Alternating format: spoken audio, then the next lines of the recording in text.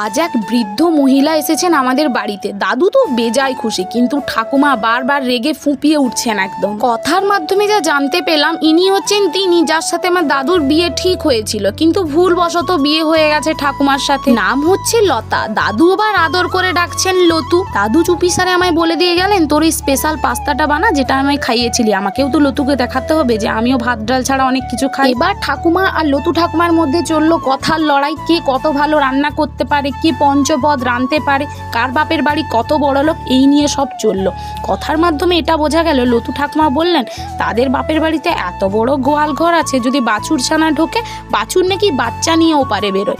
আমার ঠাকুমা আবার কিসে কম যায়, তিনিও বললেন তাদের বাপের বাড়িতে এমন বাঁশ বাগানে এমন বাঁশ ধরে নাকি চাঁদ অবধি পৌঁছায়। লতু ঠাকুমা বললেন, বাবা তাহলে বাঁশটা রাখো কোথায়, কেন তোমাদের গোয়াল ঘরে, তুমি কোনোদিন ঢুকে দেখোনি?